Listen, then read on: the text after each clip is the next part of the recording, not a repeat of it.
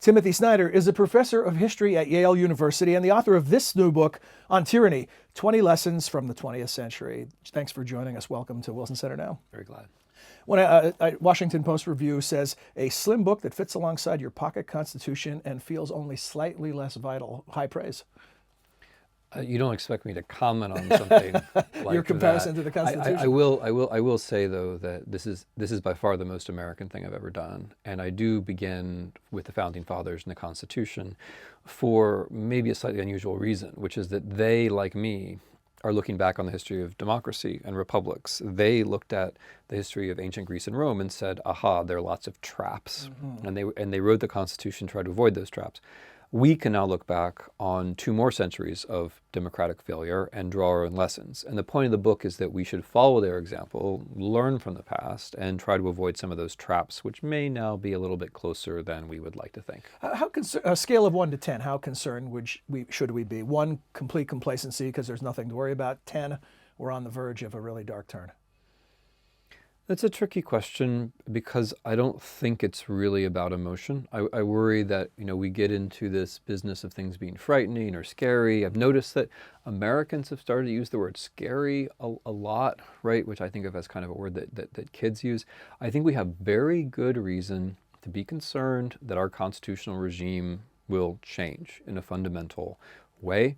I think if the concerns are justified, that means we can allow ourselves to be frightened for 5 seconds, 5 minutes, maybe on the outside 5 days, but not 5 months, because if the danger is real, that means that we have to start doing things right now. Well, a surprising thing about the book, for me, is that it's almost like a self-help manual for someone who is afraid. What was that? Obviously, it was purposeful. Where did you get the idea that America needed this psychological help right now? Yeah, I mean, there's an obvious answer, which is that the election went away, which caused a lot of people dread and concern. I'm coming to American contemporary life from the European history of the 20th century, from my teachers, dead and alive, who experienced fascism and communism, and also from my friends in Eastern Europe, my younger friends, who've experienced the rollback of democratic institutions in the last few years. And so what I can offer is a kind of translation of those experiences. The problem for Americans is that we tend to think we're outside of history, we're exceptional. Sure, bad things might happen in other places, but they don't really happen here. I don't have that intuition at all. I think we're no wiser than other people, and in some respects we have a lot to learn. Another problem with us is that we tend to see everything day to day, news cycle. And the risk of that is that then you become that proverbial frog in the water. There has to be a way to step back and say, okay, what's the structure of disaster? How do we recognize parts of that structure, and what can we do? And so the book is an attempt to help us step back so we can step forward again. Does that sort of ahistorical American character make us it's more troubling than being no wiser, but also add on top of that the fact that we have no sense of history? Yeah, it makes us particularly vulnerable. It is that you put your finger right on our Achilles heel. Because we think we're outside of history, we don't recognize history when it's knocking on the door. Yeah, that's right. I just watched the session that you participated in, the Kennedy Institute session. And we were laughing before we began recording about how the word provocative kept coming up. You said that when you hear provocative, you hear common sense, which was a bit of a joke. My thought was, people say provocative when they're hearing things that they don't want to believe. Yeah, there's something to that. In other words, it shakes their complacency. So they call it provocative as maybe not as scary as it might be or as threatening as it sounds. Well, yeah, it's a way of... I'm just this is a knee-jerk reaction to what I heard. The reason why I pushed back and said common sense was that if you say something provocative, it's like I'm putting the onus on you, right? I mean, maybe you've just given a perfectly accurate description of some disturbing phenomenon, but it's easier for me to say, oh, well, you're just being provocative. Well, I might also just suggest that you don't really mean it as you're saying it. You're just trying to provoke. You're being a provocateur. Yeah, that's exactly right. And in this case, that's simply not the case. I'm describing the world as I see it. And, I said Russia was going to invade Ukraine, and I was right. I said it was going to be all about European Union, and I was right about that. And everything in this book, I had to have written before Christmas. So if any of it rings true now, it may suggest that history can help us to see some patterns. Speaking of the Kennedy Institute, they're focusing a lot this year on the centennial of the Russian Revolution. Are there lessons from the Russian Revolution in particular that are part of what you're expressing? Oh, only in a very broad way. I mean, the Russian Revolution is one example among many of how quickly things can change and of the sheer breadth of historical possibility.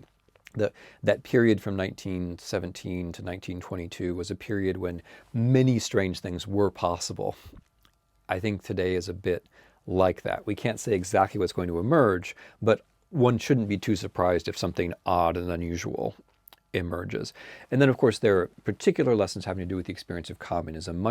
This book isn't a right book or a left book. I talk about fascism and National Socialism and communism because what I'm after is the essence of the methods that people use to change regimes and to make it seem normal. So in this book, I do draw, for example, from Václav Havel and the history of dissidence to communism in order to give us lessons of how to recognize, let's call it normalization. Of the lessons you cite, which do you think are most relevant, most urgent? Well, I think that there are 20 because I think there ought to be 20. But if by urgent we mean the ones that are most relevant early on. You see almost a one-to-one comparison between then and now. Well, yeah, look, they're in the order they're in for a reason. So number one is don't obey in advance because as we've learned from both Nazi and communist regime changes, one of the preconditions is that people accept the new reality and without even thinking start to adjust towards it. That's a universal human tendency. It's necessary for social life. But when we're in political life, it's important to recognize that we're in political life and to stop and think. And if we can just do the stop and think and not obey in advance, we've already done quite a lot. One of the things you write about, something of a particular concern to me and anybody in the information journalism business, is the rise of fake news, or maybe not the rise of fake news as much as the fall of truth. Can you talk about that? Well, of course, it's one of these phenomena where those of us who work on Eastern Europe have been thinking about dealing with it for years, right? It's already a big problem elsewhere. And Russia is fascinating because Russia shows how very intelligent people can actually craft an alternative reality and then govern a society within it, which has been, I think, a lesson for certain people in the United States. For all of us, though, it shows us that certain things we thought were a constant are actually a variable. So like whether people think there's truth or facts, that turns out not to be a constant but a variable. There are more and more people in the United States who say, well, you have your opinion, I have my opinion, but who knows really? There's no reality. And this is dangerous.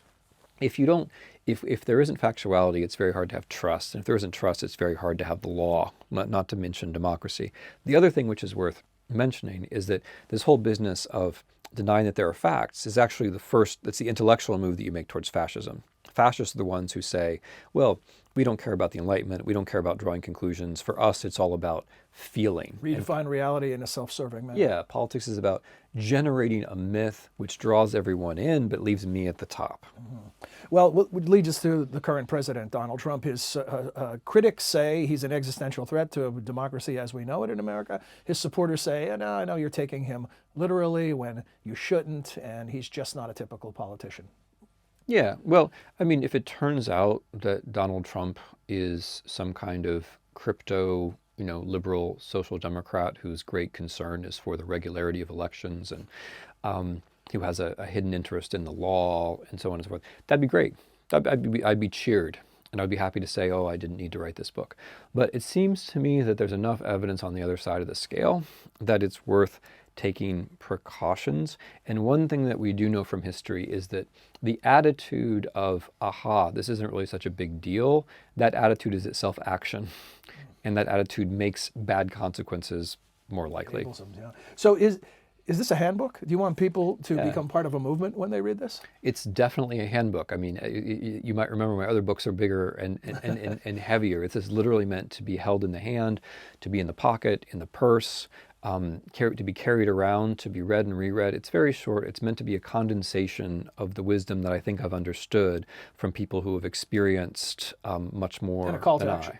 Yeah, of course it's a call to action. It's a guide to facing an unfamiliar situation, or one that's unfamiliar for Americans. It's a guide to what you can do. Because it's very important not just politically, but also psychologically, to think, okay, Sure. I can do something. And the Empowering. truth is, there's a lot. Yeah, empowering is a good word. There's actually a lot that pretty much everyone can do. Final thought is what signposts or markers will you be looking at globally as you try to figure out where these trend lines are headed? Oh, I mean, this is why I don't think I'm provocative. I think I'm constantly provoked. People constantly surprise me. But one thing is how people think about time, whether, no one anymore is talking about a brighter future, and pretty much everyone is talking about how time is a cycle or something like this. And when that cycle is supposed to lead us back to the 1930s, as more and more people are more and more openly saying, that's something I would watch out for. Another thing that I would watch out for in a narrow sense is the politicization of terrorism, preparing us for a terrorist action, and then when it comes, wherever it comes from, and you almost never know at the time, preparing us for then taking away our rights. That's something that one has to watch out for. The move that regimes make after coming to power legally to take advantage of some surprise so that we then decide, okay, we're going to give up our freedom in return for a promise of safety. That's what worked for Hitler in 1933. It's a lesson that tyrants have learned, and therefore it's a lesson that citizens have to learn too. I'm not going to fall into the trap of using the word provocative. I'll say thought-provoking in the best way as usual. Timothy Snyder, thanks for another great discussion. Well, thank you. We all have to think. It comes in handy.